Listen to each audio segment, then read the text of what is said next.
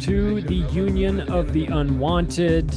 Today is March 10th, 2025. The world is still turning as far as we know. Day's not over yet. We'll see how that goes. But we're happy to have I guess what's the price of entry here? You got to write a book about JFK? Is that it? One or more. One or more books required to get in. So let's talk about this. I did about 400 podcasts instead of writing. That counts. So that's good enough, Chuck. That'll work. That'll work for this. Yeah. I'll tell you, this is, it's the on-ramp to conspiracy theory. It's the epicenter of where America took a hard turn and stopped being the America that we know and started becoming something else. And it's one of the most important days in American history. For my parents' generation, it was JFK. For my generation, it was 9/11. Unfortunately, I think for the next generation, there will be something else. And it's where the truth just goes to die and the media takes over and spins narratives. And for whatever reason, the general public tends to just get on board and accept whatever is the first explanation that they hear, whether it's, shooter on a grassy knoll or 19 hijackers with box cutters, or it came out of a wet market. Whatever the story is, the very first narrative seems to be the one that sticks in everybody's head until proven otherwise. And with the mainstream media narrative manufacturing and reinforcement mechanisms that they have, it seems that it's very tough to change people's minds once they've decided, well, I know everything I need to know about this. I've made up my mind about how it went down, and I'm ready to get on with the rest of my life. There seems to be only the truly inquisitive that want to stick their nose into this and say, yeah, I have questions. I have questions about this event. So I'm so glad that you guys were all able to join us today for this. This is going to be a barn burner because we need to get to the bottom of this. Let's start with Don Jeffries, since Don and I have talked about this in the past.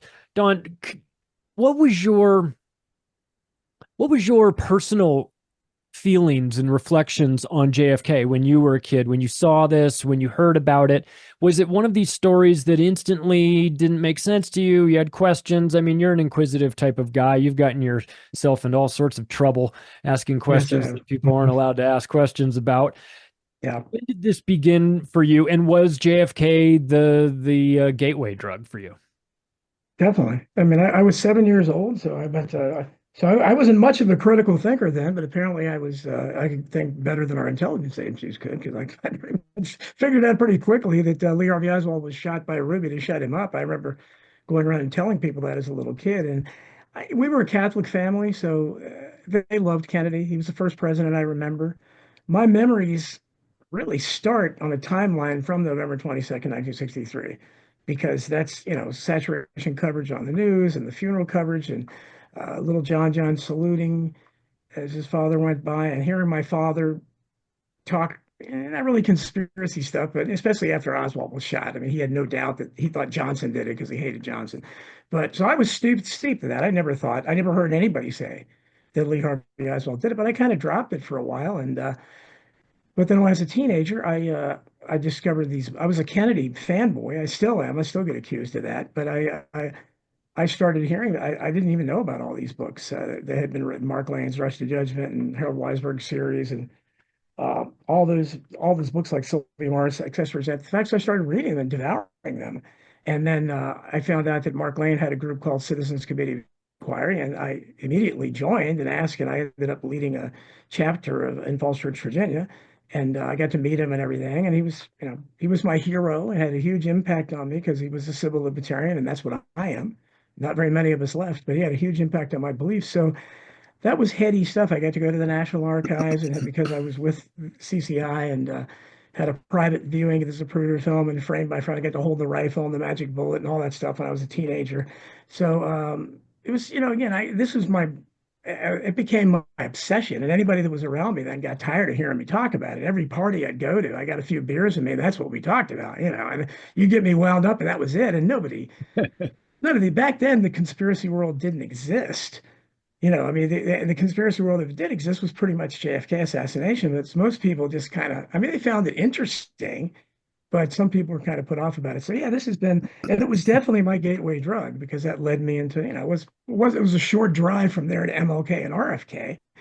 But beyond that, you have all the other things that I've written about in my books. And so that, yeah, definitely started me on my career as a thought criminal. Filmmaker Francis Richard Connolly is joining us. I started my macroaggressions podcast just about 5 years ago, coming up on a week from 5 years in a week. And I think one of the first five people I interviewed was you, Francis. We had a great conversation. You did. What was your relationship with the Kennedy assassination, being from another country and watching this from afar? What was your take on it all? Oh, that's. I thought the way you introduced it, Johnny, was beautiful. That was an excellent breakdown. I'm loath to go into what I went into the very first time I was asked about this, because it was a very long thing. I'll try and shorten it as much as I can because you've got other guests, but be, over here in Britain, what people felt was that Kennedy was a total one-off where politicians were concerned. That was the big difference between how, I mean, my father said so, all my uncles, everybody that I knew, all the adults said, politicians usually they're a lot of crap, they're terrible, they're liars, they're this, they're that. But they all felt that Kennedy was the one-off, that he was different, that he was genuinely trying to do something for black people, that he was genuinely trying to do something for the working man. Everybody felt such gratitude to the man for what he did, with the Cuban Missile Crisis. That because that generation, my father's generation, all they thought about was World War III. Are we going to have that or not? And it seemed to the people who I was surrounded by that Kennedy and his brother had pulled it out of the fire for the whole world, you see. So the Cuban Missile Crisis, once it was over, it was like the whole world went, phew, how did we dodge that one? And when he was assassinated, as I said, in my first interview on the Richie Allen show, I think I went on about it maybe a bit too long, but it really was like everyone, all my neighbors, everybody, the whole street, the school, everybody. It was like they'd lost the person who was most dear to them. That was what the atmosphere was like over here, and it made me wonder what it was like for Americans. And it's interesting to hear Don's perspective on it because I don't know, in a way it almost seemed, and possibly it's because of the distance, to affect, I would say, British people and European people. I don't know. In a way, I get the feeling that it went into the heart even deeper. That was my feeling about it. I don't know.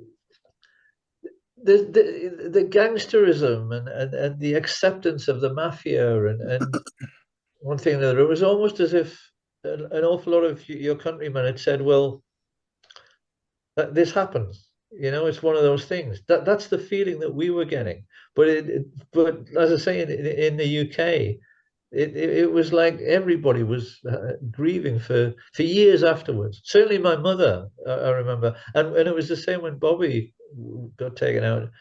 I remember that, and it still affects me now. Yeah, it wasn't limited to Americans living in America. This was an international event. Jefferson Morley, great to see you here. You're in the nation's capital. Were you in the nation's capital as a child growing up, or has this been a recent transition? And how did you feel about all of this when you were watching it when you were younger? On November 22nd, 1963, I was in kindergarten in St. Louis, and have no distinct memory of the event except people gathering around our black and white Philco TV all weekend, but no distinct memories about it at all. Majored in American history and just kind of assumed the official story was true. My entry to the JFK story is a little bit sideways. I was always interested in.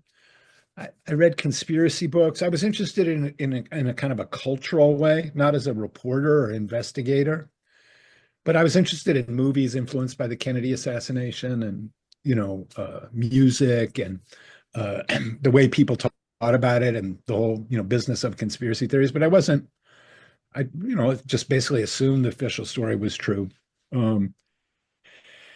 I came into the story really with that background in mind, knowing the story very well.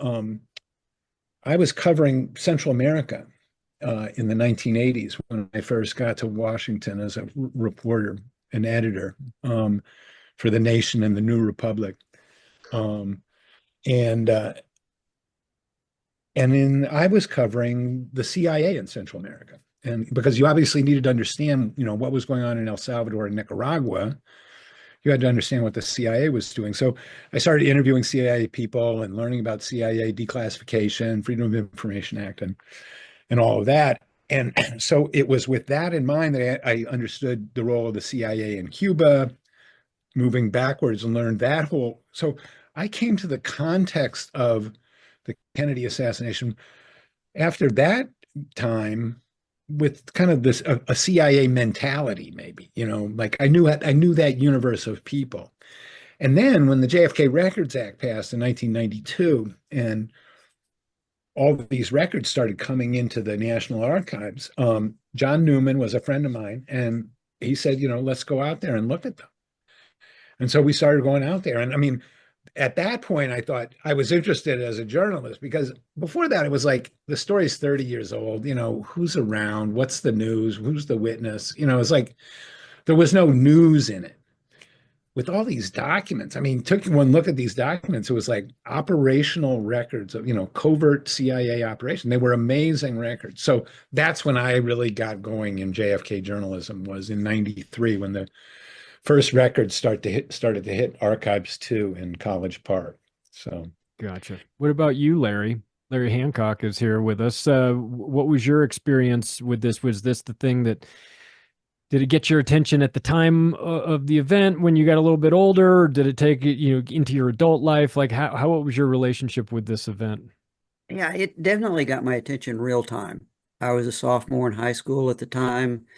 I can remember it happened just after lunch. We were on break, and then someone came in from the principal's office where there was a radio, and we followed it for a couple hours. And then the rest of the weekend is pretty much a blur to me, other than, as Jeff described it, nothing's on television except black and white. All the programs are off. It's stunning for the sake of it. Then on Sunday morning, watched Ruby get shot and heard my father say, "Well, now we'll never know what it really was." Which was kind of a lead in, kind of like Don said. Okay, everybody that listened to that probably was pretty sure that skepticism rears its head.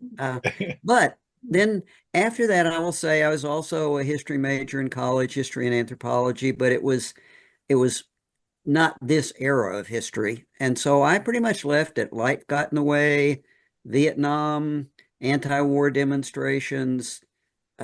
If there was any orientation, towards conspiracies and politics, it would have been in that vein. I did not re-enter this until I was in Atlanta, and my wife came in one day and said, I just saw in the newspaper that this journalist or newspaper reporter in Dallas named Jim Mars wrote a book about the assassination. Weren't you interested in that? Should you read it? I read it. And that's when my obsession kicked in. Joined the CompuServe JFK forum, even in those early days, did a literature background. Jerry Rose's, everything he'd published in the way of his journals on the assassination, every book. And then, started going down rabbit holes, which most of us had done. It's like, okay, everything is new to me. So let's consider everything and go everywhere. But I think what the transition to me was I began involved in the research conferences in Dallas every year, became speaker chair, ended up in talking to most all of the researchers. I remember when Jeff came down and spoke at one of the banquets. So I got introduced to everybody, and that's when I really got into the documents. As Jeff said, I got into document collections maybe a little earlier than the ARB, and the ARB stuff was just a shock compared to where we had been, and that just took everything to a new level of obsession, I would say. Yeah. You know, that's it. And I think my final step in transition is that Ollie Kerm hosted a meeting with several of the longtime, everything from, you know, Peter, Dale Scott to just some of the early first and generation researchers, and I got invited to that, and eventually became involved with the foundation collecting documents and putting them online. So that it was a long period. There was no immediate jump from the assassination into assassination. I can remember hearing that Garrison was doing an investigation in New Orleans, and we were all going, what does New Orleans have to do this? It happened in Dallas. Why would anybody be investigating in New Orleans? You know, what could that possibly have to do with anything? So I'm a slow learner. It took me a long time and several decades to even start getting up to speed. Yeah. Well, if anyone on this panel knows a thing or two about what was going on in New Orleans, it would be Corey Hughes, author of A Warning from History, a great book. And I'm not just saying that because I wrote the foreword to it. Corey, what about you? You and I are a little bit younger. We came into this secondhand, right? We weren't alive. We didn't have a relationship with it, but we saw plenty of movies and read articles, and something didn't seem right, and we were probably a bit suspicious. When did you first start to get into this? Oh, well, of course, it was the JFK film, which came out in 91. I was like 12, 13 years old at the time. Little did I know at the time, and it took me many, many years to realize that that was really nothing more than a propaganda film. And so having to know what happened beyond the conspiracy theory, there's always the official story and then what I call the official conspiracy theory, which is always propagated by the CIA. And so I had to know, and I really needed to know one thing to shoot her on the knoll. And so that was my initial goal. I needed to figure out the micro details that would lead me to the knoll. Little did I realize that that endeavor would change the course of my life, because fundamentally I've been on Kennedy full time for 7 years now, and there's no end in sight. Yeah. Recently, I just spent about the last 8 months or so scouring every single document pertaining to Oswald pre-59. And this is where the real story lies. The documents they're hiding have nothing to do with the assassination itself, other than some things on David Morales, Jack Valenti, and a couple other people. The real thing they're hiding is a history of tradecraft, which was ultimately used in the assassination. Throughout the story, multiple characters are in multiple places at once, particularly David Ferry, who was one of two shooters on the knoll. David Ferry's story completely crumbles when you reverse engineer it, going back to the statements of Frank Chilona in Hammond and the witnesses in New Orleans who put him there. And then the entire story starts to really unfold around New Orleans, particularly the crew of, David Ferry, Sergei Arcacha, William Seymour, Lawrence Howard, Lauren Hall, that whole crew. And once you come to realize those were most of the mechanics in Dallas, it opens up a whole new world of exploration. You've been talking to me about doubles. You've been seeing doubles everywhere you go. There's a double for this guy and a double for that guy, and they're in two places at the same time. And I, my knowledge of Kennedy is admittedly rather limited. I mean, I'm fascinated by it, but I don't have the sort of depth that the rest of you have. Chuck, you've done, as you mentioned, 400 or so podcasts on this over the years. What was it about the event that got you drawn into it? Was it the first thing that got you, was it the first event that got you interested, or did you come to Kennedy in a roundabout way? It's a different sort of story here, because generationally, I'm just slightly older than, say, you, Charlie, I think, and maybe Corey. And so for me, when the 25th anniversary arrived, that was 1988.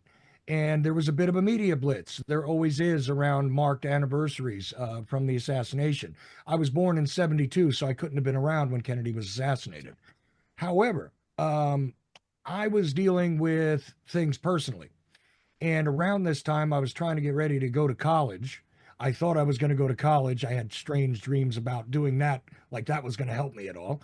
And I had grown up in, rougher parts of New York and New Jersey, and wasn't educated very well and all that good stuff. I only have a high school diploma, but I still had this idea that I might go. And interestingly, I started to get into it. And David Lipton used to call myself and groups of people like me buffs on the assassination. I sort of was, because then I aimed at being a musician. After the U.S. government actually threatened to take me to court if I claimed that my father was a veteran again, which was funny because he was, and he had served in the Vietnam War and committed suicide a few years after he came home and was kind of a mess. And that was part of my personal story, which I wound up investigating. And that's a whole other side issue, but it taught me a lot. Because there was controversy in my family as to whether he had actually committed suicide or something else had happened to him. And I wound up investigating that personally. But again, that's my side issue. And that's why I actually have written a book on the Kennedy assassination, but I haven't shown it to anybody yet. And it's called The Hitchhiker's Guide to the JFK Assassination. Anyway, it'll get there when I feel as though it's strong enough to hand over to Larry Hancock to look over and he thinks it's worth anybody else seeing.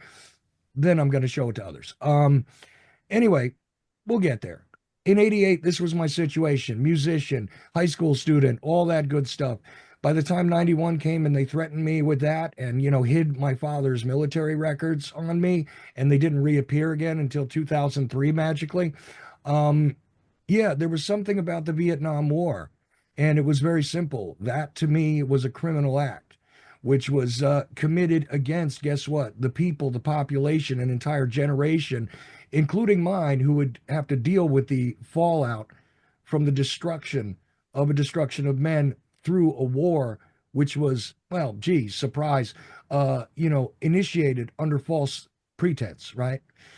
We've heard that story before somewhere, many times. Anyway, just saying that was the thing. And I determined at a certain point, after reading many things, after, going through a couple of hundred books, after beginning to study documentation, having to learn how to read that stuff and everything else, and then getting into films and all that before Oliver Stone dropped his film out there, just before, and a whole new interest came, and people in New Jersey and New York that I knew, people that like Bill Kelly and people like that, were trying to get them to do what? Release the documents.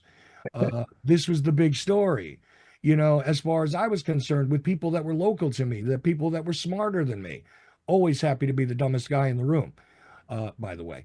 And, and I do that, by the way, as I'm now, seems as though I've put together a string of now I'm the MC at the Lancer conferences, and I work with Larry on those, and he does them remotely now instead of showing up there. And, so every once in a while I've run into people like Jeff Morley and Larry Hancock and, almost anybody else you could put on this panel. And I'm just the guy who's there to try and help people navigate this stuff anymore. I wind up doing the podcast. That's like a side story to it all. But a personal investigation that I started, more than 30 years ago, has continued on and on and on. And I've been through the Hall of Mirrors with the doubles, and I've had to sit there and watch, as Jeff didn't bring it up, but he sued the U.S. government, and they turned around and decided not to give him the Joannides files.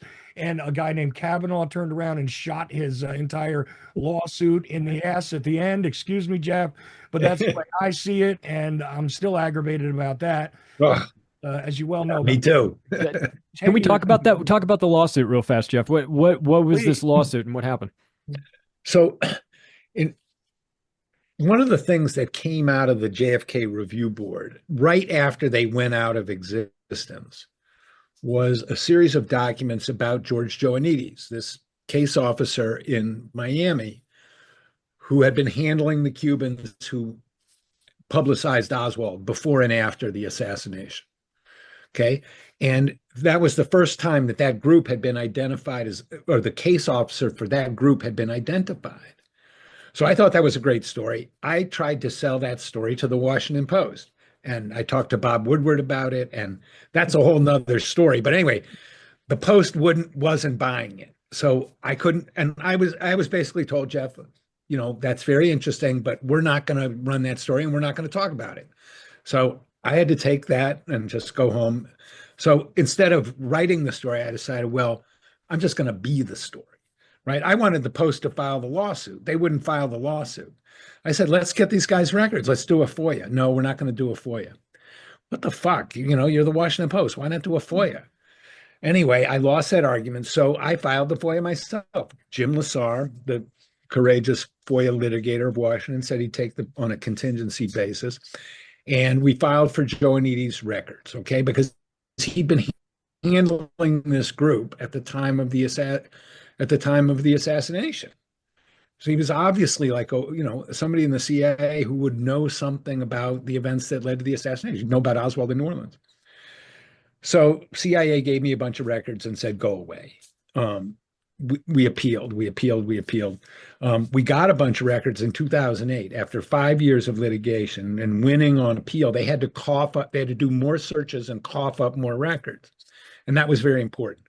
So that was good. That was the victory. Now we want to get paid. Jim wants to get paid. We've been in court for 5 years, more than that. So we go and we file for attorney's fees. And typically in a Freedom of Information Act lawsuit, if a plaintiff wins, then the government pays their court costs. It's right. It's an incentive for the government not to misbehave, because if you misbehave, it's going to cost you money. Okay. So we won on appeal. I mean, they stiffed us the first time. We argued back. The appellate court upheld us. So we thought we had a slam dunk case.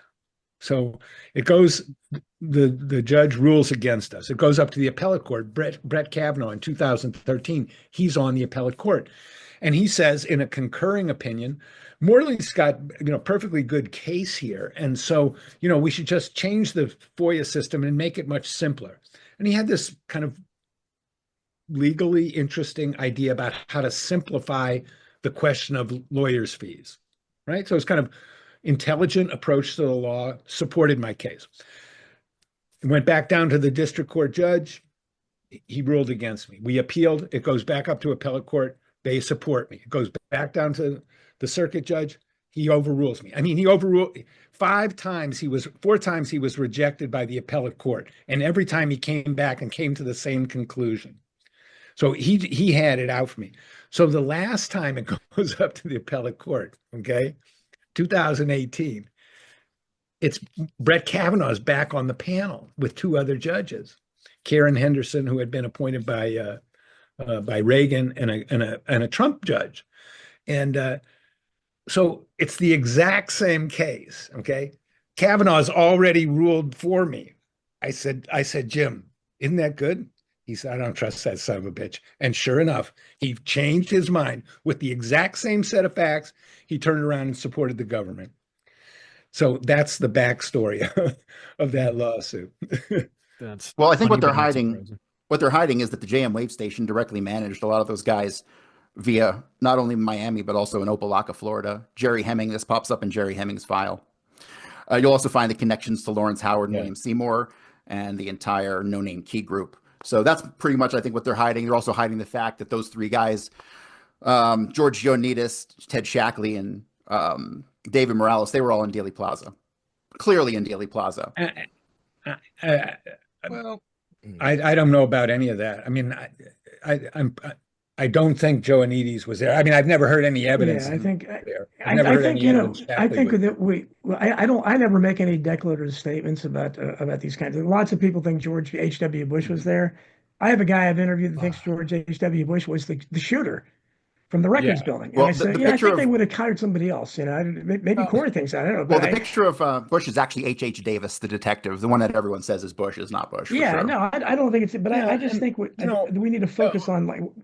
Yeah, I mean, also to hang the whole case on facial identification, which is extremely tricky business scientifically. Yes. I mean, that's not the place to. That's not the crux of the case. Charlie, can I screen share? I guess You got to unlock it. I don't know how to do that. Okay. Well, I mean, I just think that we're focused a lot of times, and this is we have a microcosm of the research community here. I've been at this longer than pretty much anybody because I started so young. But I think we've always, especially now, we get down these other rabbit holes, enough rabbit holes as there are. I think I'm the only one still concentrating when I think of the nuts and bolts of the case. Now, Clint Hill just died, and I always start with the Secret Service. And I said, if you want to understand, if a real investigation of the Kennedy assassination would have started, William Greer, the driver, would have been the first person questioned at a real investigation because they can see that he obviously didn't do what he should have done.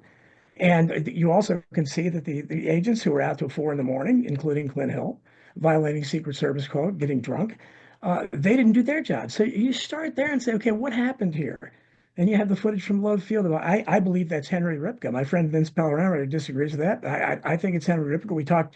William Law and I talked to his son and his granddaughter, and the guy that's shrugging his shoulders and saying, like, what the fuck?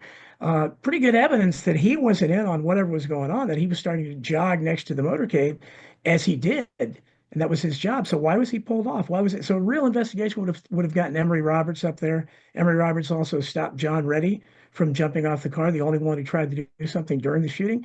And we said, what are you doing? What was going on there when this agent, Henry Ripka, whatever, was shrugging his shoulders? But they didn't do that. Instead, and Clint Hill, died a hero in many people's eyes. 90-some years old, he just died. And this is a guy who was so shook up about the assassination, he wouldn't talk about it for years. And then he couldn't stop talking about it. He had a new wife, a much younger wife, who wrote all these books where he continued to try to point the finger at Kennedy, the famous recklessness, where they essentially blamed him for it. So I just think when we get, I don't know who is other than, people want to talk about a conspirator. Why don't we ever talk about McGeorge Bundy? Kennedy's McGeorge Bundy was certainly advisor. connected to Jack Valenti on the back end. Valenti Well, I don't know about and him Jack were actually Valenti. reported to have had a Well, sexual relationship as put forth by Well, FBI I don't know about all informants. that, So but I do their know that relationship was close. Jack Valenti wrote National Security Action Memorandum 273 the day of the assassination. And it So, completely contradicted 263. Kennedy would have fired him if he had read it. He certainly wouldn't have signed it.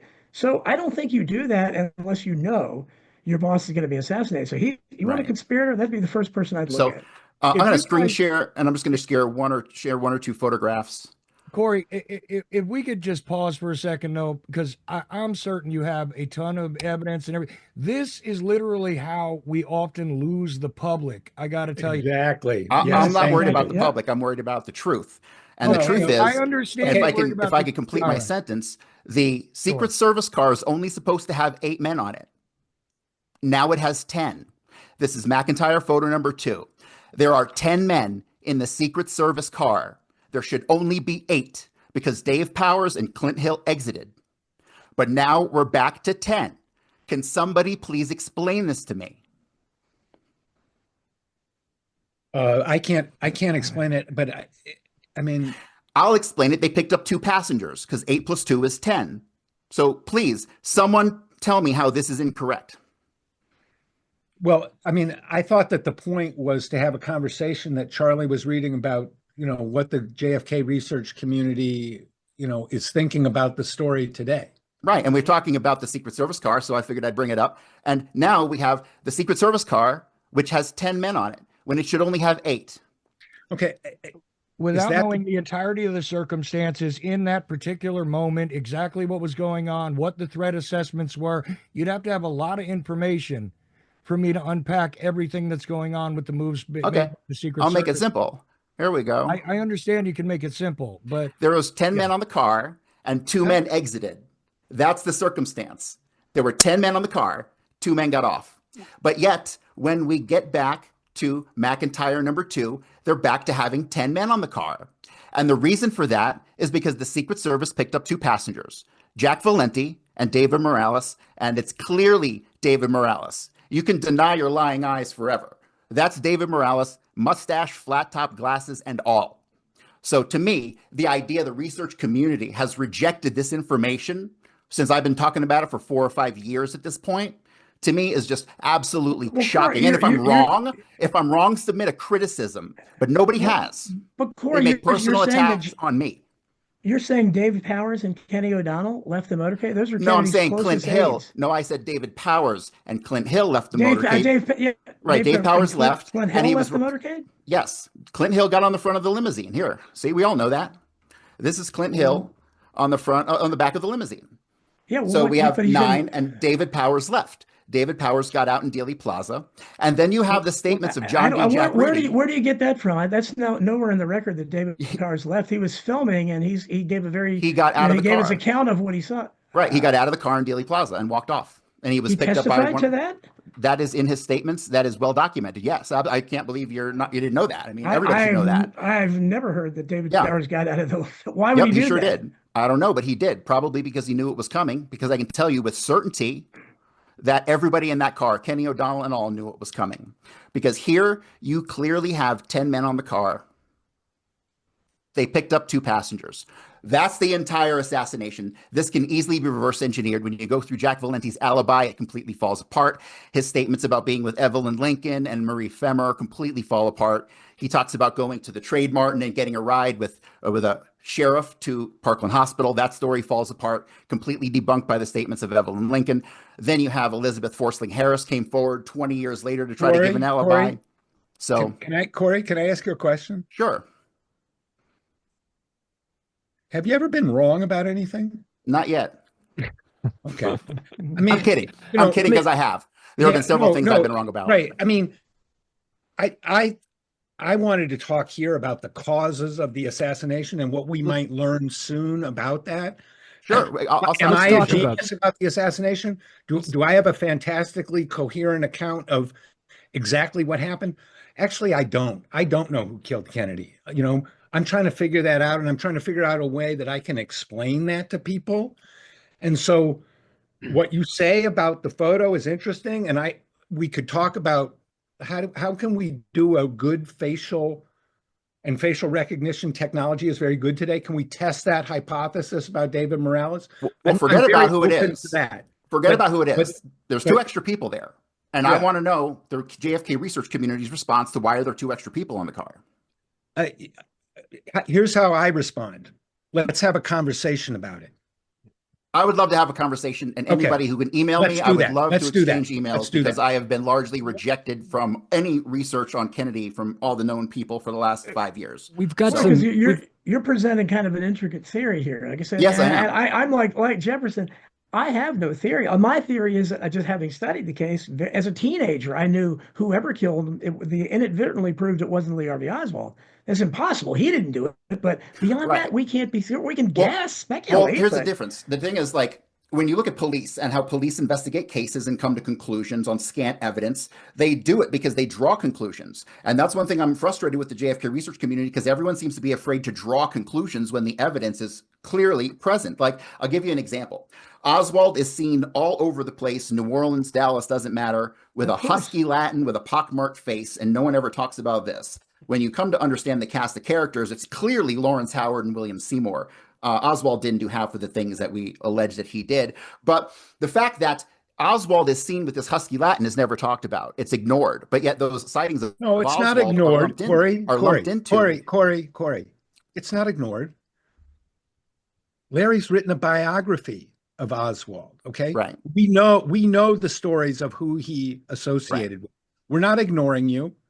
And I No, was it's not talking me, it's about, the body I of was talking literature. about a husky Latin in 2006 in my first. Right. Yeah. The husky Latin is Lawrence Howard, and no one's made a definitive identification of him yet when it's the most obvious. And then he's put on the 6th floor by Arnold Roland, who clearly identifies a husky Latin, dark skin with his face is marked in some kind of way, who, again, only matches the description of one person, right? So these are very simple conclusions that any police officer investigating a case would at least draw on to further investigate. But these are never conclusions I see put forth by anyone.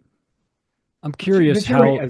as somebody who writes for publications, when I write about the JFK story today, okay, the way for them to listen to me is not for me to tell them exactly what happened and what they should think about what happened at 12:30 and 12:31 and 12:32.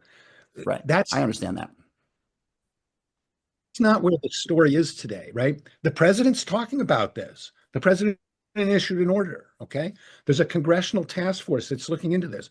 This is in the conversation today. So Right. what I like to do when I get together with people like you is, okay, we know a shitload about this subject. Okay. We know we haven't been listened to fairly in the past. We're going to put that aside. How do we talk to people today and tell them, why is this important? What happened? What really happened? And why it matters today. Well, That's what I think we should be talking about. That's there's a also was great the premise. opportunity to do that as well right now, given what we experienced over the summer with the shooting of Trump and on all of this and the And that's why questions the Secret Service is in the news, because the Secret obviously Service, they didn't do questions their about the job. Secret Service there, So and you you could start draw to the go parallels. Yeah. Yeah, exactly. Where are we in I mean, it's a prime opportunity for us to bring up the JFK. If the Trump situation has questions, and it does, and then what about JFK? And as a follow-up, I wonder, does this make Trump more aligned with getting to the bottom of JFK, considering he was almost on the receiving end of getting the JFK treatment? Is this something that you think will allow him to go a little bit deeper than maybe he did his first time around? Or is this something that's so off limits that regardless of what happened to him during the summer, he's just never going to be able to get to a place to talk about that? Let's get Larry, because I know Larry's got to go in a little bit. I'm curious to get Larry's. I think two interesting comments. One, for Trump, he is so situational. I don't know if you can keep him focused on the subject, even when it involved him, long enough to have him engage. Like it'll be random engagement. But I think two things that you just phrased are very important. Secret Service, Don, and what the Secret Service did that day, how the media reacted that day, how the national, what if you call it the establishment reacted that way. We used to call it the establishment before it became the deep state. We called it the establishment. One of the things that I was motivated to do was I always wonder if something is an anomaly or is there continuity. And so I spent actually in between my JFK books taking the time out to look at exactly those things, how the nation, how the security apparatus, how the command structure, how the Secret Service responded to like 10 different incidents over 40 years to find out if what we saw in Dallas was really off the wall. Was it anomalous? And I thought that was I wrote about that in a book called Surprise Attack. Like how does the world respond to this? How does the president respond? Secret Service, you want to talk about Secret Service? They have never been in front of these sorts of things. If you want to look at, Reagan, if you want to, they're never, if you want to look at the thing that we saw the night before the assassination in the bars, you're going to find Secret Service doing that thing all the way into this century. For whatever reason, they can't seem to get in front of providing real security. And I don't know whether they're always looking at the last attack or not, but nothing is anomalous about Secret Service failure in between Dallas and Trump. They can't ever seem to get it right. Well, but I think, Larry, if you combine that with the other anomalies that day, for instance, the press truck. I mean, and Vince Panorama's done great work on this. The press truck was always in every other motorcade situated in front of Kennedy, so we would have had great professional footage of him. For that day, they were in a bus stuck like 7, 8 cars back. And that's why when you see the first professional footage, you see the camera jiggling because the guy's running from the bus to try to find out what happened. That should have been asked for. Admiral Berkeley also usually sat next to JFK in the motorcade. He didn't that day. Of course, he wasn't even called as a witness by the Warren Commission, inexplicably. So I think there were tons of anomalies. And you're right. It's like police work. When we look at how sloppy police work is normally, it only comes under focus when it's a very publicized case. But in this case, because it was a presidential assassination, I don't think we can let them say, well, this is the way we always do it. That we say this is inexcusable. You had 6 seconds to react. None of you did anything.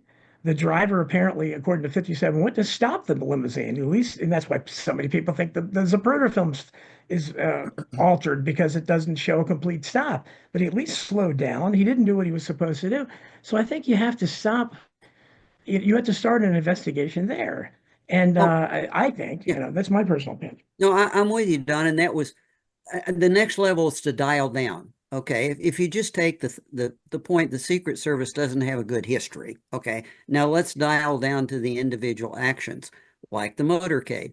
Not just why was in almost all political motorcades, the camera truck was at the front, taking pictures of the president. I mean, that's right. The whole point of the whole thing. So why is the camera truck not there? Right, exactly. Why were some of the motorcycles? Why was the sequence of vehicles changed at the airport? Not in the planning, but literally at the airport by somebody who came from Johnson's car and went to the motorcycle officers themselves and moved them. Okay. Why were the placards that are put in the windows at Love Field moved around? Why is the sequence the way it is? So I'm with you. But my view is that you've always got to start at the high level and say, all right, is there a big anomaly? Okay, let's dial down and look at the little anomalies, which is that led me to Lawson and Peterbo's involvement in the political. So I'm totally with you from the taking it at levels. You got to take the cuts. Right. Charlie, if I could respond just to one thing you said before about why Trump's motivation, and especially after suffering his own assassination attempt, I think it's more that Bobby Kennedy, RFK Jr. brought some star power. Trump gets a great applause line at that rally. People love the idea of it. And then he repeats it on Joe Rogan. I think Trump just glommed onto it as like, this thing polls. I mean, not that he thinks in terms of polls. I think it's just his reptile political brain is attuned to the way Americans think. This is like a good issue for me. And he just rides it, like Larry said, he's situational, he's transactional, his rhetoric around this, executive order is great, but, is he going to trade that for something? I mean, certainly if the right deal comes up, he will. And again, you got to read the executive order to know what actually is being stated there, what's actually being requested. This is always my argument with this, right? How about we read the thing first before we just take the headline and run with it? Because the headline is one thing. That's part of the transaction for sure. That's the public discourse. At least it used to be public discourse. Now it's just, it's that part of the transaction. It gets floated out there. We see how people react. Like I keep joking on my show. Yeah, I mean, saying to me, he did it already. He got a great news cycle out of it, right? I mean, it was all over the news, and it looked good. He asked for a JFK plan in 15 days. He asked for an RFK and MLK plan in 45 days. Okay. We're on day 47 now. Okay. Mm-hmm. The JFK plan, there's no sign of it. And the RFK and MLK plans were due on Friday. There's no sign of them. So, it's already off their radar and they don't even care, or maybe they're looking for another good news cycle. But Jeff, and I think he told us already that when he signed the paperwork, that day and the next day, when questioned about it, basically said, I've done it. And that's kind of classic Trump. As far as he's concerned, he did it. It's like he signed the paperwork and it's automatically done. Will he ever check into it again? But I think that's one of the reasons he is so, he's into the thing. Like, all he's got to do is sign the paperwork and victory is declared. Hey, Larry, how is this connected? How is this connected with Anna Paulina Luna and then Congress? So, because she's doing something that's completely separate, because that seems, she's supposedly going to look into all this stuff too. Completely separate, because she's challenging, she's raising questions about his, seems to be completely separated. And she's catching political flack, which is interesting. I think that you brought up the fact that, somebody in his court is getting political flack, and he's not. She's saying, well, it hasn't been done. Nobody's bringing it up to Trump. not going to hear it. The FBI discovered, a couple thousand new things, this and that. That headline didn't get a big enough bump on social media. It didn't catch fire. So, okay, maybe not such a big deal. We found 3,000 new files or whatever. Yeah. I do I don't think think that we're was getting anything. I think do think that was a promising development, because that's a lot of records. And I believe that the FBI did hold a lot back, even from the review board. And those records, I talked to the FBI, they've given them to the archives. So, if and they're already digitized. That's how the FBI located them. So, I think that we should be able to see those records soon. Well, I think until that we do see them, though, Jeff, you gotta hold a little bit of skepticism, because quite often they've said something is new and it is not. It is a duplicate. It is something that was previously released. It is something that FBI said nuances. that the FBI said that they had asked the archives if these documents had been released before, and the archives said no. So they are not, at least if you take that statement at face value, they are not duplicates of things that are already in the JFK collection. when you go in depth through Oswald's history, you come to find that there are probably to the magnitude of hundreds of files held by the Office of Naval Intelligence and Marine G2 that we'll never get. There's a 980 plus page file on Marguerite Oswald that goes back to 1941. Why? Who knows? But we're never going to see that either. Where is that record, Corey? Beats me. It's a naval intelligence record, and I came across it. I mean, where's your reference to it? I came across it in an FBI file that referred to it in John Armstrong's collection. Okay, so can you send me that reference? I'd like to check out that.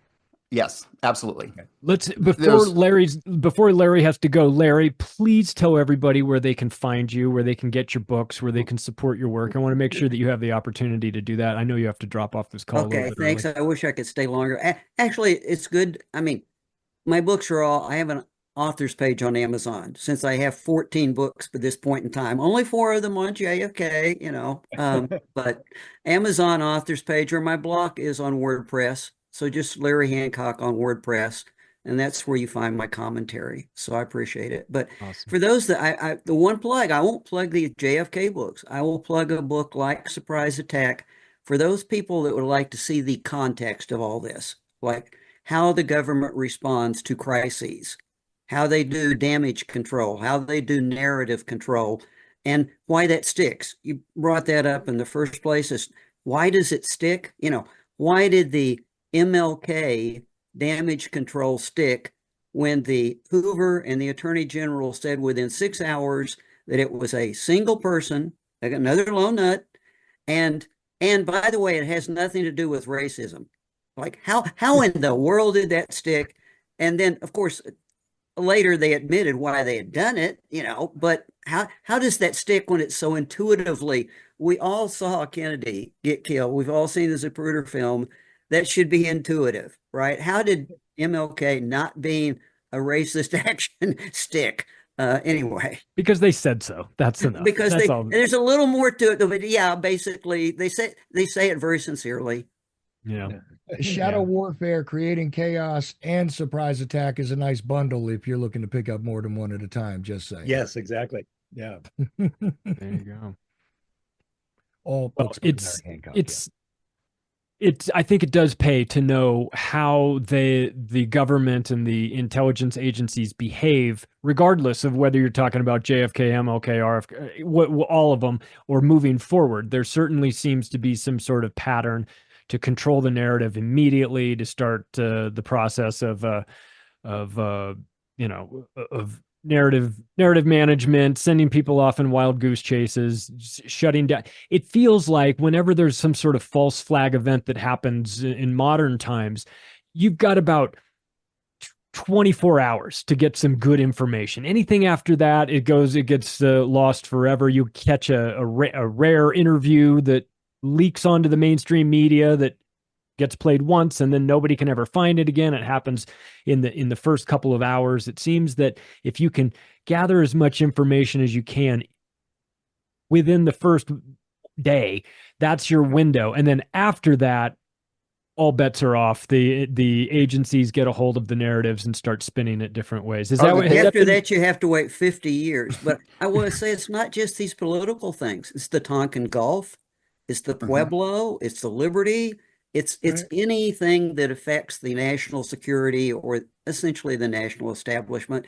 And if you do it wrong, like the Tonkin Gulf, it's even worse. Well, look at the ARRB. You guys were talking about that. I think the most incredible release that came out of that inadvertently was the revelation about Operation Northwoods. That came out in the releases in the 1990s. We had no idea about that. They covered that up so well that we didn't know for 30 years. I mean, that's so significant because when you hear today people go, or you got to go, Larry. It's great talking Yeah. to you. Okay. See you, Larry. Thanks for having me. Nice talking with you, Larry. But when you hear, today when you hear people talking about crisis actors and being demonized, Alex Jones goes on trial and stuff. Here you had the government planning something like this in 1962. They were talking about it's unclear how many things were going to be real or fake, but there were going to be some fake stuff, and so what obviously they have a propensity for this, and JFK is the only one that stopped it from happening. The entire Joint Chiefs of Staff approved it. So that gets kind of lost in the shuffle, and we would know nothing about it if that had. So if the ARRB, that was, I think, their most important disclosure, and it was worth it just for that because we would have not known about it. Another phrase. I agree. I agree totally with you, Don.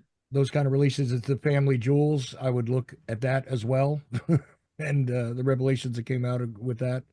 Sorry, Jeff. Good. No, and the thing that people that often overlook about Northwoods is, yeah, Kennedy rejected Northwoods in 1962. The Joint Chiefs readopted Northwoods in May of 63, knowing that he had already rejected it. And Northwoods was actually JCS policy from May 1st to September 29th, when they switched back to a policy of planning for contingencies around Castro's death. And so instead of planning an engineered provocation, which was the policy in the summer of 63, they went to planning for contingency in the event of a change of leadership in Cuba. But anyway, the fact that Northwoods was policy for 4 months in late 1963, it was not just rejected in 1962.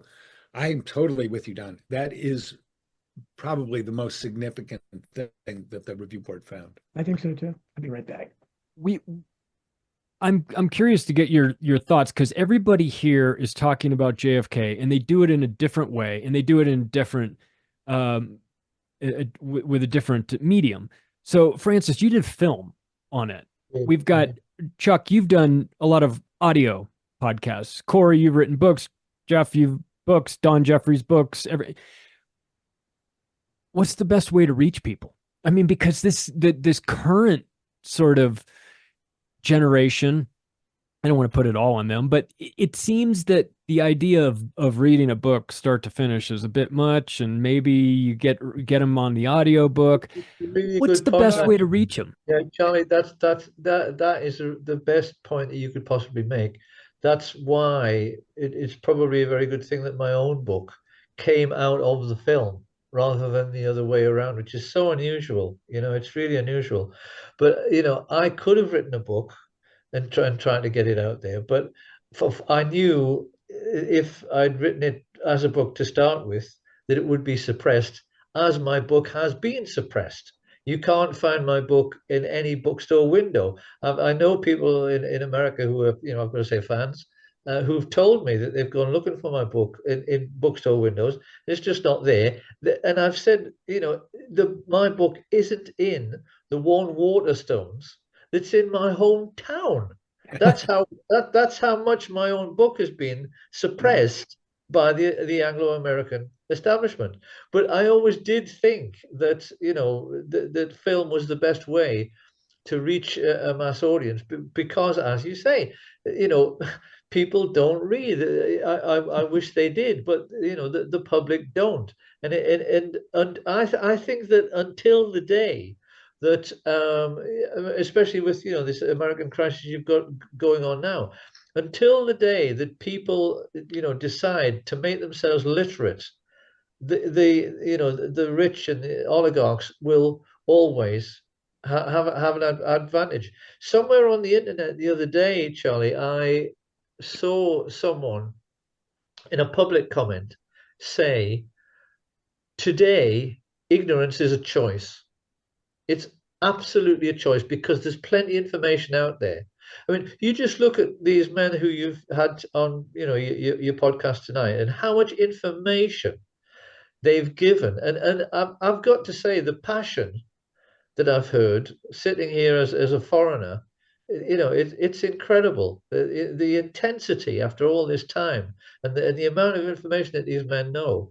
It's completely wonderful to me as a man who's written about it. And that comment really hit me because, as that man said, you've got to make a conscious decision nowadays to cut yourself off from it, to blank it out, because there's plenty of information there. And, millions of people have seen my film over and over and over again.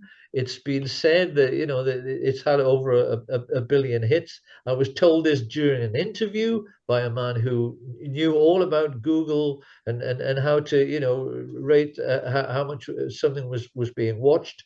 So, it is absolutely correct that, Charlie, that until the day that people, make themselves literate, they will keep handing an advantage to the rich oligarchs. The only point that I think I could make at this point about what's gone on tonight is that I hope that anybody who watches this podcast will be able to glean from it the big picture. Because the big picture is that with all of this, you have rich men behind all of the skullduggery, and that they're doing it in order to stay where they are. The minutiae has been talked about incredibly well tonight. These men know so much about Northwoods, about Operation Mockingbird, about David Morales, and et cetera, et cetera, et cetera, and Henry Rickber. All of the things that that I talked about in my film. But myself, what frustrates me is that people don't see always the big picture that's affecting people like, for instance, Lucy Letby right now. I mean, we've had all these frame-up trials, and we've got this one going on in Britain now with poor Lucy Letby, this nurse who's been accused of being a serial killer, and all the experts have said, she's innocent of anything. There's no hard evidence that she's guilty. And as I keep trying to make the experts aware, it's because she's got caught up in the fake news machine. And Trump's assassinations. I don't see how anybody can look at that and see anything other than fake news in those assassinations. They didn't nick Kennedy on the ear. Yeah. Well, you're right, Fred, and that's where we are as a society. You had millions of people who instantly. I got a text from a guy after the first shooting, or the first incident with Trump, and this guy thinks I'm a complete nut. I mean, he thinks everything I've ever said is crazy, and he's Mr. Establishment. And he texts me, he says, "Oh, I hope you're going to talk about the fake Trump shooting." So I said, "Oh, finally you found something you think is fake." And millions of people who denigrated Sandy Hook or the Boston bombing and anything else, oh, that's insane. Suddenly now they're talking about the same thing. But you're right. There is, of course, the people that love Trump, that this is incredible. God saved him. He turned his head within a millisecond and all that. So you run into both sides, but it's it's nice that we can have that conversation. But yeah, that's why I think it should be investigated, because something was decidedly odd about it. But it doesn't look like it's ever going to be investigated at this point. See, perhaps this is of interest finally, because here's the thing. I've not just done the podcast thing, Charlie. I've actually assisted people in a lot of different ways with their research. I've directly handed over stuff to people to be able to put in their films, et cetera, et cetera. All sorts of mediums I've worked with people on, okay? Conferences, presentations, tried to get people recognized in certain circumstances, assisted with lawsuits, all kinds of things, real quietly. I don't even want credit for any of it, okay? Because all I want to see is progress. and the different mediums that have been presented here, and somebody's focused. Don writes books.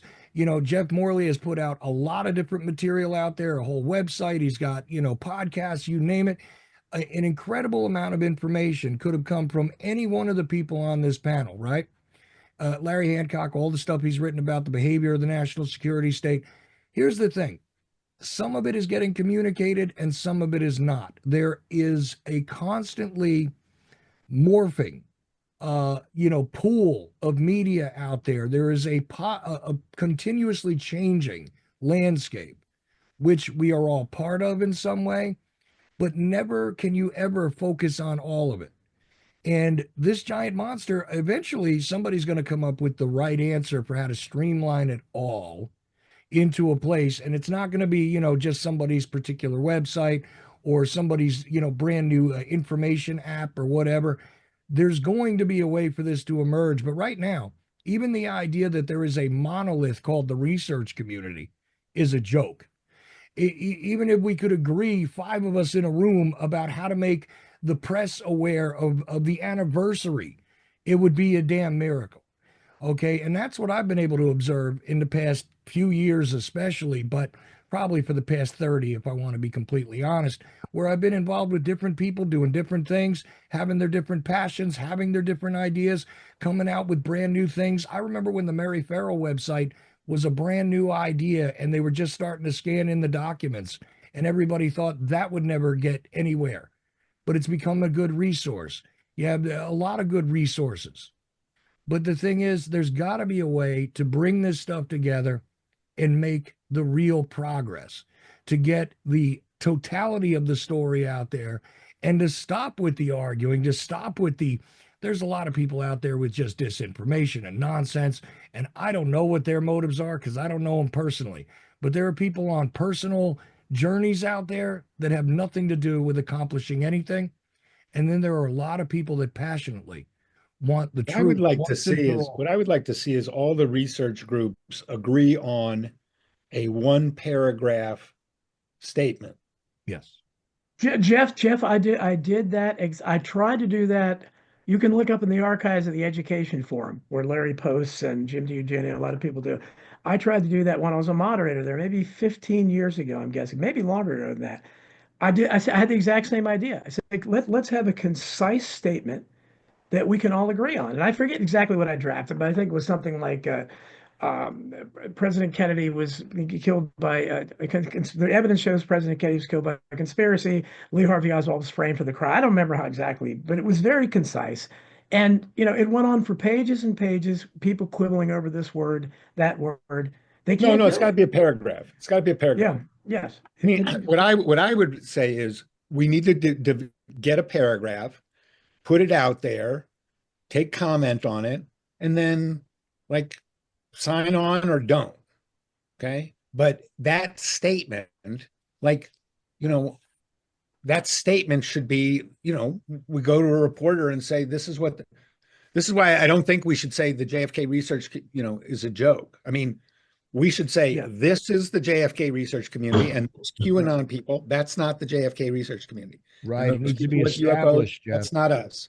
It needs to be established. That's not us. Talking about, yes. Here's what we think, 4 sentences, and here's what we think about what Trump said, and here's what we think about the latest document. And Jeff Crudell would really put this very well to me the other day. It was like, we got to get on message, okay? And yes, a chat group's not the ideal place to do that, I mean, we need to figure out how to do that, how to forge that kind of consensus and that kind of concision. And to get to mainstream media, who we're always trying to impress, and you were part of the mainstream media at one point, to try to get them to take notice. But would they ever do that? I don't know that you could draft a statement that they would be satisfied with, that they wouldn't call kooky or whatever. I got calls from the Today Show. I got calls from CBS News. I got calls from CNN.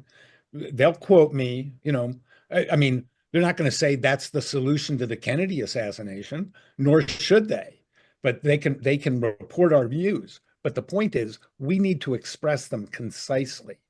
And if people don't agree with that and say, that's fine. Don't sign it. Okay. But we need to come up with a statement like that. You see, Charlie, what I would like to see is yourself and all of these men present take the government to court. That is what I want to see as the end point in history, because I do think that with the amount of information that all of these men have got and that I've got, and that I honestly think it's possible, would be possible now to sue the American government, including Trump and all of the presidents in between, for knowingly covering up the assassination of President Kennedy since the day that it happened. I honestly think that that is possible now. And that is the end point that I personally would like to see.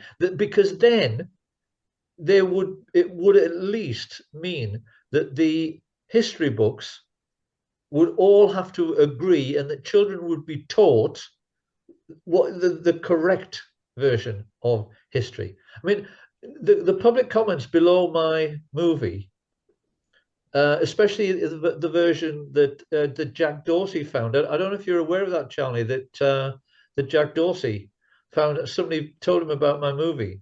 No. And he watched it and he's put it out on his Twitter feed because he feels it's so important for the world. Wow. What was your movie, Francis? JFK to 9/11, everything is a rich man's trick. It's known as. That's your movie. Oh, wow. That's fantastic. Me. Yes. Yeah. Oh, well, congratulations. Well, like I say, that I've below the movie, which is on it's the version that's on the Hidden Reality channel. That version. Because the reason that it became viral was, and why it became a cult in the end, was because it was banned by Donald Trump. That was why it became a cult. And people have said over and over and over and over again, this should be shown in every history class in America. This should be shown in every history class in the entire world. And that is what I want to see, is children being taught the truth. It's as simple as that. It'd be great. How did Trump ban it, Francis? How did Trump ban it? I mean, how did Trump ban it? Yeah.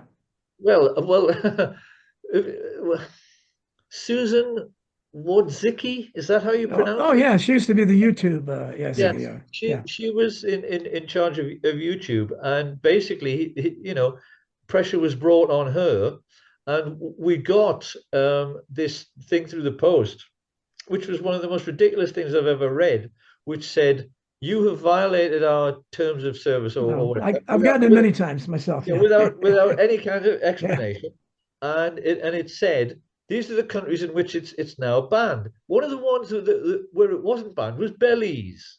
You could still see my film in Belize. Aren't you happy about that, gentlemen? I bet everybody's really excited about that. I know that I was. You could see it in Belize. Wow. But trying to stick to the point as much as I can, I want to see the American government, and therefore all of it. It broke me up to hear George Bush saying, "There's no agreement between the critics." Look at what you've had, Charlie, tonight with these men here and what they know about all of the things I've already mentioned. There's a there's a coagulation now between these men and myself. Everybody has got pretty much the same opinions about things like Henry Rickber and about Northwoods and about everything else in between. Who the shooters were, how much they were paid, etc., etc., etc. I want to see someone, and that's why I hope that what might come out of this, because I've tried to get in touch with Jack Dorsey over and over and over again.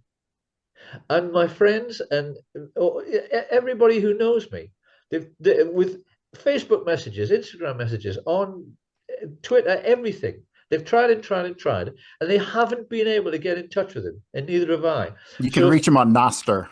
He'll respond back to you. Well, my friend, if you can get in touch with him, but I find that the powers that be block my emails all the time. I don't know if they do it to you, but they block my emails all the time. I've tried to phone that company of his. I can't remember what it's called now. Whatever. Right. The company that he runs now. Um, I've tried to phone them over and over and over again. The phone calls won't go through, the emails won't go through. So if anybody could get in touch with Jack Dorsey and tell him, because he's put my movie out on his Twitter feed. He can't be that bad a guy, I think.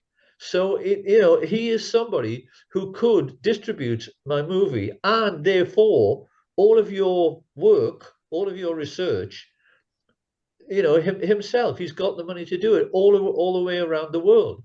So that would be progress. That would be a moving forward, and that's what I want to see. For anybody who's interested, I know that he does live next to the Golden Gate Bridge in San Francisco on El Camino Drive. That's as much as I know about him. But I haven't been able to telephone him or get through on it with an We email. can find him at the Bitcoin conference in Vegas in a month. I would probably be willing to bet he's probably mulling around there somewhere. Jeff, what is the process of suing the government? I mean, you did this with FOIA, and you mentioned it went on and on and on and on. Is that the process of getting their attention? How do you get their attention? Well, Freedom of Information Act is a very limited tool, and my lawsuit kind of proved that. And the JFK Records Act was passed because of the limitations and the flaws of FOIA. Jeff, what about money? Charlie, I want this man to tell us about it. Is it a question of money? For FOIA? Or no, for suing the government. Well, I mean, Jim Lessard did it for free, and on a contingency basis. More recently, the Mary Farrell Foundation sued the Biden administration and the archives for non-compliance in the JFK Records Act. This was the one place where we thought we had a legal avenue to take the government to court. So the judge, basically, it was a Clinton judge, ruled against us and basically nullified the JFK Records Act and said the CIA has this plan and we're going to go with their plan, and the president has the discretion to do that. So the court was very deferential to the president. Now that we have a new president with a totally new attitude, we're going back into court and trying to get some guidance from the government about how they're going to respond, because now there's a president who does want to release this. So I don't know, we could have very positive results on the lawsuit, or it could be a complement to the president's order. So that's the way that we saw to bring the government into court.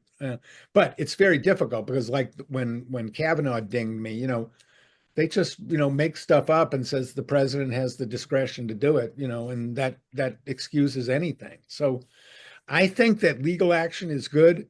I don't think we'll win in court, but I think legal action is good because you can win in the court of public opinion, and the court of public opinion can force people to do things. And that's why Trump is releasing these files, because he took a lot of crap from his own supporters that he didn't do it.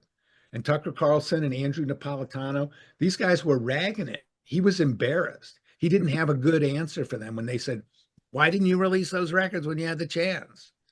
That's why he's doing it, is because he's embarrassed. So that's where the court of public opinion does make a difference. That's Trump.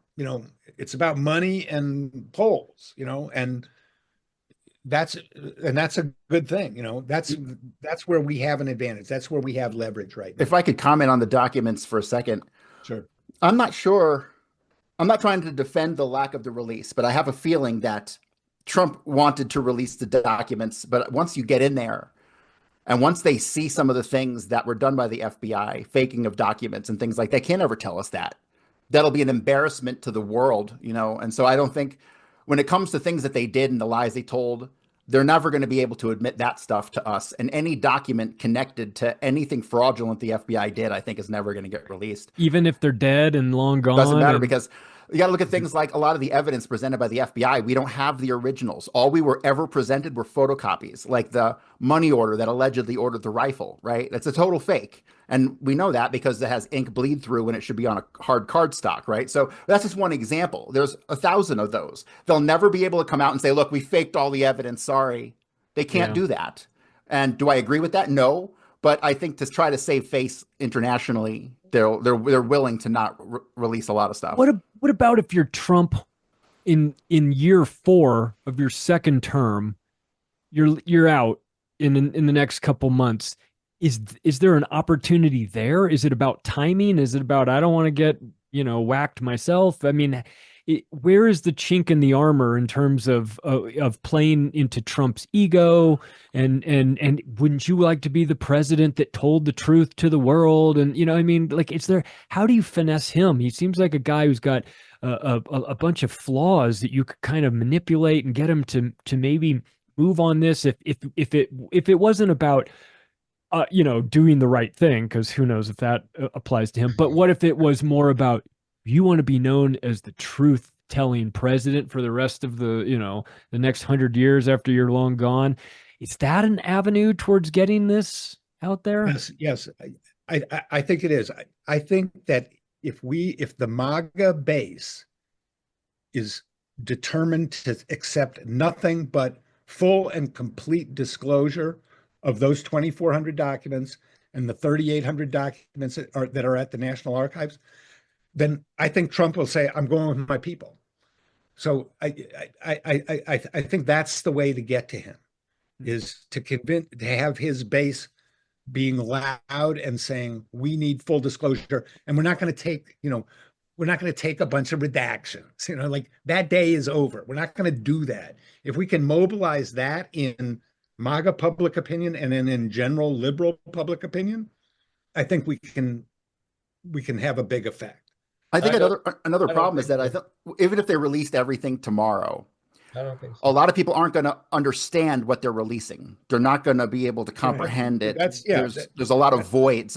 In going through Oswald's life, I've come across major voids of information where there just isn't anything, which tells me they're withholding it. And so the vast majority of people out there who would actually go and read the documents, I'm not sure that they're as well versed to know what's missing and what's not. Oh yeah, that's me. I'd be a prime example of that. I could read the documents and I wouldn't know what I'm supposed to be looking for and what jumps out. Right? No, it's going to take a while. Just like think of all that we've learned since the 1990s, right? It's going to take decades for this stuff to come. But if we get a lot of it at once, and I don't think there's a smoking gun in there, but I think there's a lot of evidence that's going to point to the conclusion that we're talking about, that the president was ambushed by some enemies high in his own government. Mm-hmm. That's how I put it, right? Yep. I don't know who they were, but he was ambushed. Yeah, that's exactly that's what I try to stress all the time. Obviously, it was very powerful forces. His was, unlike most of researchers, I think Cuba was a complete smokescreen. Yep. And I say that because after the assassination, Cuba died as an American political issue. Mm-hmm. No, there was no Bay of Pigs 2. Nothing ever happened. So when I wrote the book Pimp the Memo Unread with William Law, we examined that, that milieu in New Orleans and all the characters. That's where all the anti-Castro Cubans, and also in Florida, the Alpha 66 and all that. But I think that was, I don't know. I think they all were being manipulated. I think that entire circle, and Oswald was the biggest one. He was being manipulated. But again, I know that's kind of minutia people wouldn't understand necessarily, might not be that interested in. But I think what Jefferson said, yes, he was killed by powerful forces within his own government. And I think JFK, Oliver Stone, that part was perfect where he said, something in the wind, all these people came together. They all had a motive, Curtis LeMay probably in the Pentagon, some other people, Alan Dulles in the CIA. My friend John Barber, he said that Jim Garrison told him on his deathbed, he said the trigger man for the assassination was Averell Harriman.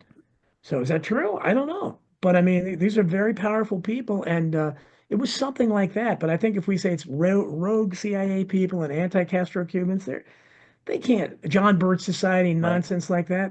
They can't get, network television to still cover up 60 years later. I mean, why would they be covering up for anti-Castro Cubans at this point? So I think we have to look at the big picture, as Francis said. And the overlap in the organizational structure down there. These anti-Castro Cubans were really also working for Marcelo. Arcacha and Santana were both working as bagmen for Marcelo. So when people put it on the anti-Castro Cubans, I'm like, you might want to take a second look at that, because Marcelo is a more direct connection for those guys. Guy Bannister and all, they had all these combinations with the FBI and intelligence, and there was a lot of overlap there. What's undeniable, regardless of how we feel about or who was involved, it's that, like you said, powerful enough to keep this still under wraps 6 decades later. That's So the best point. Well said, Charlie. you gotta know that it's and so you look around. Well, who's powerful today? Is it the intelligence agencies? Yeah. Is it Exactly. our favorite ally in the Middle East? Yeah, I got questions about them too. I mean, is it who was driving the getaway car in this proverbial getaway car? Well, whether it's JFK or 9/11 or COVID, it's always the media. Right. So like the media had a vested interest in spinning it a certain way. And so it's power. This is just a prime example of raw power to the point where you can shoot the president in broad daylight with cameras and everything, get away with it. I think that sends a very chilling message that has reverberated through the decades that if you get on the wrong side of some people, they're not going to put poison in your tea. They're going to shoot you in the head in broad daylight with cameras rolling. And that, I think, is extremely important to send a message to people moving forward that, that'll be you if you want to get on the wrong side of us. Right? Absolutely. I think that, I think you're exactly right. And I think that it's when we do get lost in the minutia, and I get lost in the minutia all the time because again I've been absorbing this stuff since I was a teenager, and so it means a lot to me to what did this witness say, what did this witness do, that kind of thing. But I kind of lose track of it too. I need to be more focused on general aspects of it. That's why I try to say you were lied to, and that's about everything. You're lied to about everything. The people that are giving you information from the intelligence agencies to the mainstream media, the state-sponsored media, which is what I call them. And Jefferson, I don't know if you knew George Lardner Jr. or not, but I mean, the guy, the Post that covered the JFK assassination for years there. And, we went into it a little bit in our book, but he was the last guy with David Ferrie. He was with David Ferrie right before he was killed probably.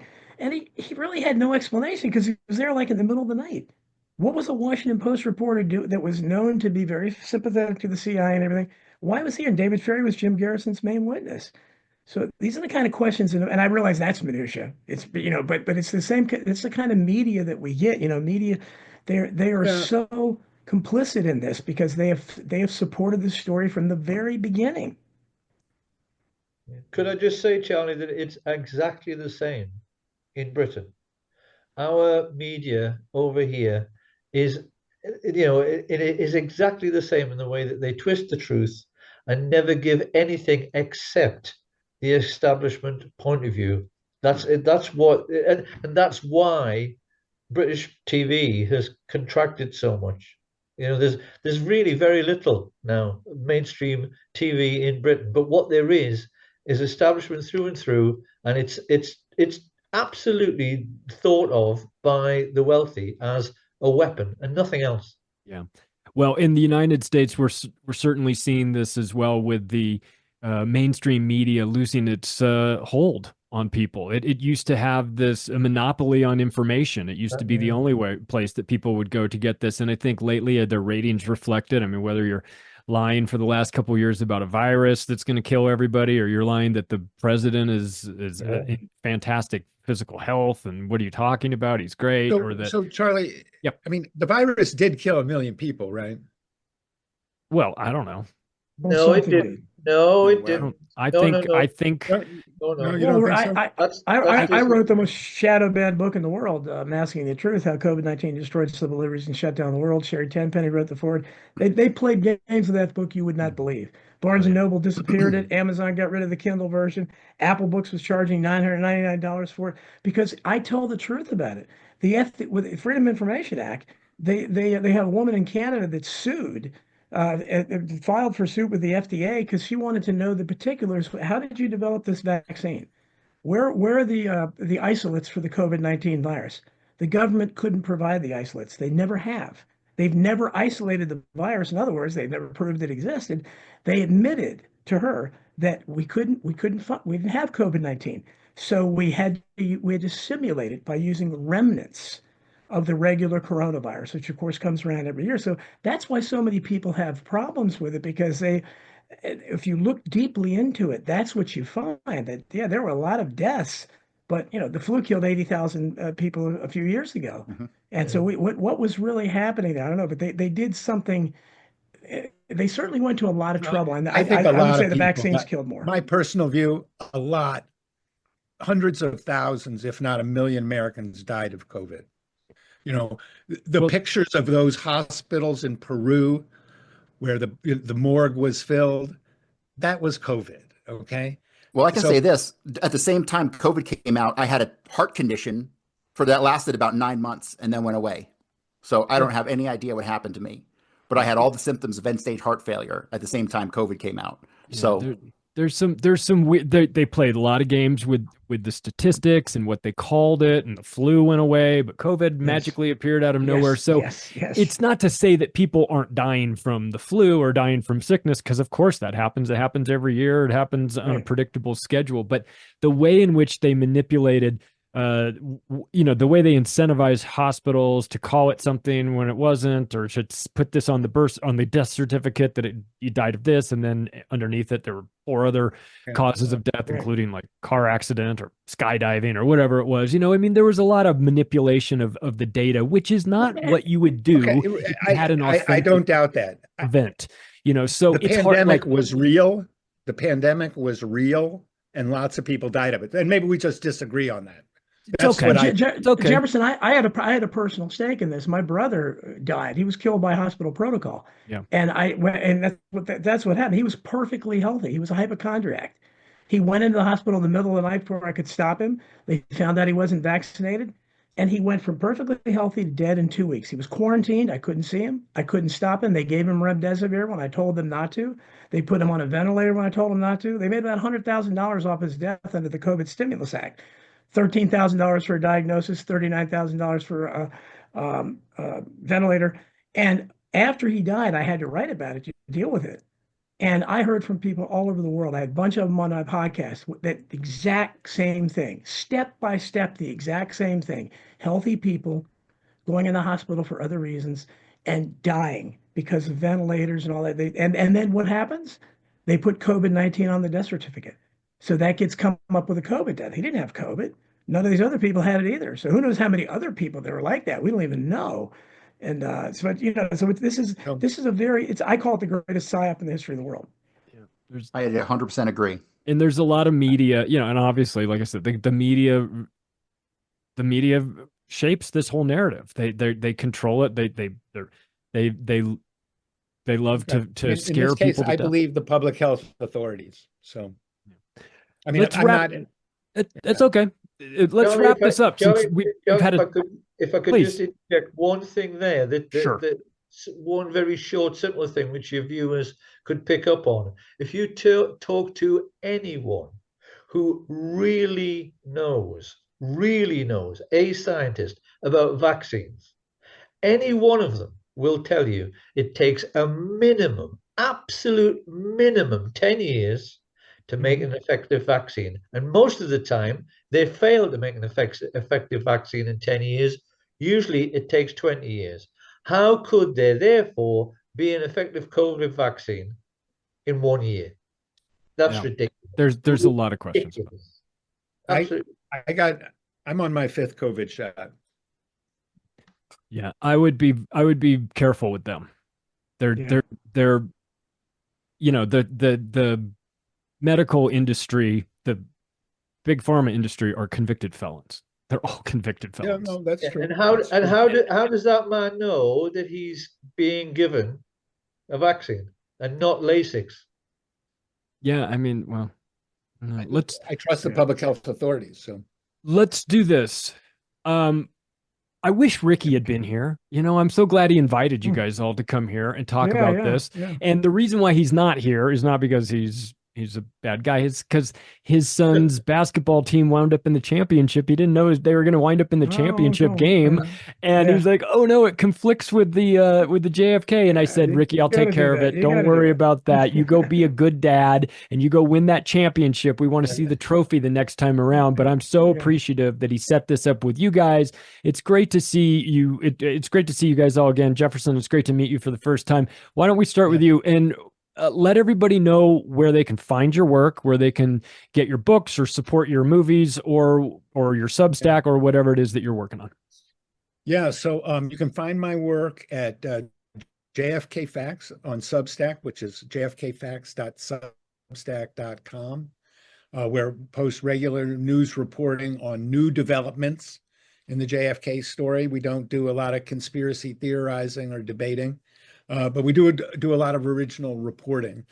You can also find my books on Amazon. And for people who are interested in JFK, my 3 CIA books, a trilogy of spies, are all concerned leading figures in the CIA in the 1960s. And all 3 figure in the JFK story. My first book, Our Man in Mexico, Winston Scott and the Secret History of the CIA, is the story of Win Scott, CIA station chief in Mexico City, deeply involved in the surveillance of Oswald. My second book, The Ghost, The Secret Life of CIA Spy Master James Jesus Angleton, is the biography of the counterintelligence chief who controlled the CIA's file on Oswald and who was friends with Scott in the OSS. And Richard Helms, the CIA director, is this at the center of my third book, Scorpion's Dance. And Helms also was friends with Scott and Angleton, also from the OSS, also deeply involved in the events of 1963 and subsequently. So a lot of haven't written a JFK narrative book because I didn't want to write a conspiracy book. But in these books, you will see the Kennedy assassination as it appeared through the eyes of these, ultimate CIA insiders. So, and you can buy my books at my website, jeffersonmorleybooks.com. So have you considered charging $999 for your books like Don Jeffries likes to do? Oh yeah, I love doing that. Well, I've sold a lot of them, let me tell you.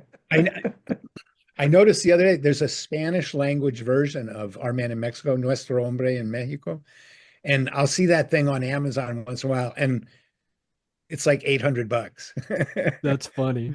I have no idea why. I guess it's just somebody, thinks it's rare or something. So that's great. Don Jeffries wrote well, listen, I mean, I kind of took some lessons from you when it came to the subtitle of my third book. I made sure not to put the word COVID in there because I was going to. I followed some of your steps. Be a little careful with that when it comes to Amazon, or else they'll put you on the naughty list. Do what I did. Yeah. Yeah. Where can people get buy your books and support your Substack? Well, I have 10 of them out there, and they're available everywhere. Masking the Truth is harder to find, pretty much because nobody wanted to publish it, so it's very small. Called Midnight Rider News. You can find it. It's on. But the best place to find my writing, keep up with me, is Substack. It's the only place I'm not shadow banned. DonaldJeffries.substack.com. I protest just like my podcast, and people can subscribe to me there. Francis Richard Connolly, thank you for staying up late with us, my friend. It's great to see you again. Where nice can people find Francis. your movies? And well, I think people need to know, Johnny, that I'm published by the same publisher as Whitney Webb. I'm with Trine Day Books. Yeah. A big thank you, just in case he happens to see this, to Chris Milligan, who's put up with so much because of all of us. But as I've tried to explain earlier, anybody at the moment who wants to see my movie probably would be best if they know how to look for it. Some people don't, but if you know how to look for on Twitter or X or whatever, Jack Dorsey has put out what I would consider the best version, which is on the Hidden Reality channel on YouTube. People have looked for it on YouTube, and often they can't find it, or they find it's 500 down the list or something like that, because they do their utmost to suppress my work. As I've said, it is available on Amazon. It is available, on various other places online. The book I'm talking about. But if you want to see the film, probably the best thing you can do is to write down the JFK to 9/11. Everything is a rich man's trick. It's on the Hidden Reality channel if you can find it there.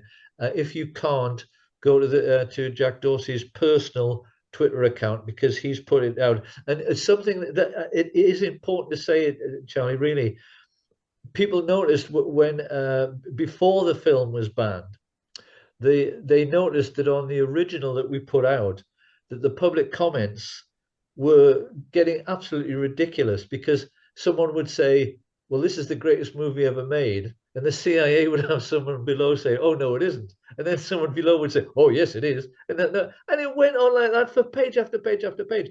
There was 200,000 comments on the original version. That's how crazy it got. Wow. What I would say about the public comments on the Hidden Reality version is that they seem to be pretty much genuine. I think the rich people, the oligarchs, they do so much with manipulating the public comments nowadays, because they know how much influence they can have. And so they write an awful lot of their own. But on the public comments below the film on the Hidden Reality channel, they all seem to say pretty much this. That this ought to go around the world. If you haven't seen this, you're crazy. You've got to tell more people about this, etc., etc. Especially the ones saying, that this should be in every history class in America, and it should be in every history class in the world. You get that pretty much on every comment, on that version. Yeah. Well, if you can't find it on Hidden Reality and you can't find it on Jack Dorsey's X account, then you're just going to have to go to Belize and get it there. Corey Hughes, where can people find you? CoreyHughes.org. My Substack on World War II is bloodyhistory.substack. My Kennedy podcast, which is basically I read a lot of documents. It's excruciating minutia. That's Corey Hughes Bloody History on all podcast platforms. My book, A Warning from History, is on Amazon. That focuses, mainly on the shooters and who the shooters were, their background, their relation to each other. It all stems from New Orleans and the mafia and orders coming down through Meyer Lansky to the three big mob bosses. So, and LA. Can't forget about LA. It played a crucial role in the assassination. So if you want to find out more, you got to buy the book. Chuck Ocelli was here. He was nice enough. You can go check out Ocelli Report. Catch his radio show, I think, every night. It seems like he's doing that. We also had Larry Hancock, who was here. Check out his books as well. How many did he say he wrote? 14? That's a 14. Lot. I've written 3, and that's plenty for me. I mean, I'm working on a 4th, but whatever. It's a labor of love. I have respect for anybody that's been able to do all that. Ricky Varandas was not here, but you can go check out the Ripple Effect podcast and catch that every week.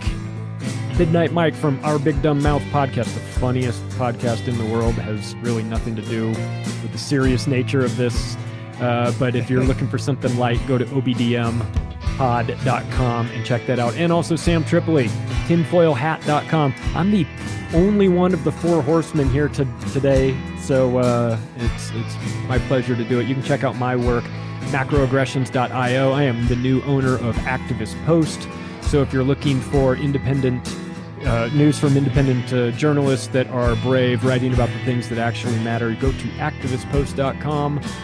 And if you're interested, subscribe to Union of the Unwanted. This show has been fantastic. We started it during the lockdown when we were definitely unwanted. We've crossed over 100 episodes after 4 years of doing it. We're very proud of it. We hope you guys enjoy the show. Thanks, everybody, for coming out. We appreciate you. We'll catch you guys